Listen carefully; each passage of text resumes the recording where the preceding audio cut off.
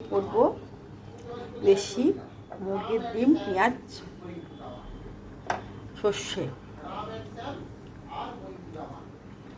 তো ডিমগুলো সেদ্ধ করে নিয়েছি। এখানে সর্ষের দিল, একটা শুকনো লঙ্কা নিয়ে নিয়েছি, আর একটা বড় পেঁয়াজ নিয়ে নিয়েছি, আর দেবো টমেটো একটা দেবো, আর নিয়েছি ধনে পাতা আর কাঁচা লঙ্কা। এগুলো বেটে নেব।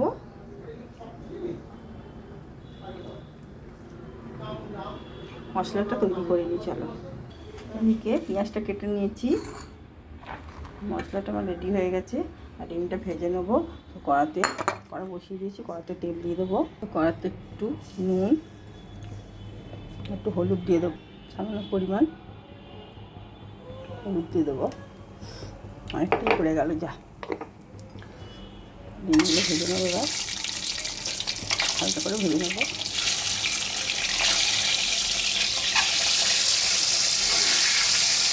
করে ভেজে নিয়ে তুলে নেবো। এই তেলেতে পেঁয়াজটা ভেজে নেবো।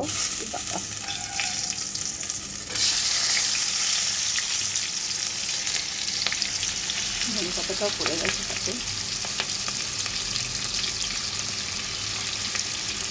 পেঁয়াজটা ভালো করে ভেজে নেবো। ভেজে তুলে নিয়েছি, পেঁয়াজটা ভালো করে ভাজা হয়ে গেছে। টমেটোগুলো দিয়ে দেবো।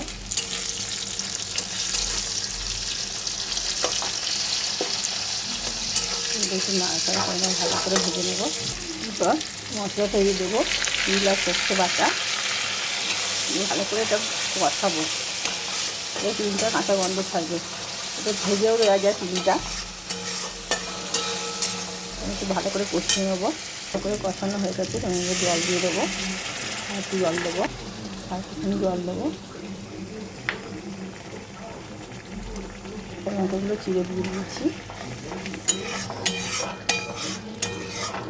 ফুটে গেলে জলটা একটুখানি ডিমগুলো দিয়ে সেদ্ধ করে নেব। এবার ডিমগুলো দিয়ে দিই।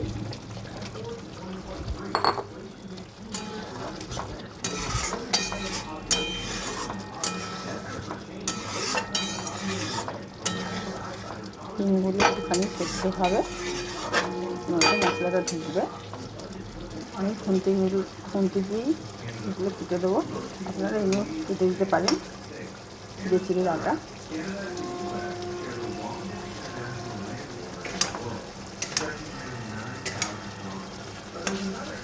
আমার রেডি হয়ে গেছে তিল, সর্ষে, পেঁয়াজ দিয়ে।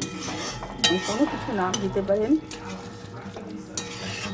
তিল, সর্ষে, তিল, পেঁয়াজ পোস্ত দিয়ে আমি। তো আপনারা একটুখানি কাঁচা তেল দিয়ে দিতে পারেন, একটু তেল হবে। আমাদের কাঁচা তেল খাই না, তাই আমি তেল দেবো না। তো নামিয়ে নেবো। আমি ওপর দিয়ে একটু ধনে পাতা ছড়িয়ে দিচ্ছি।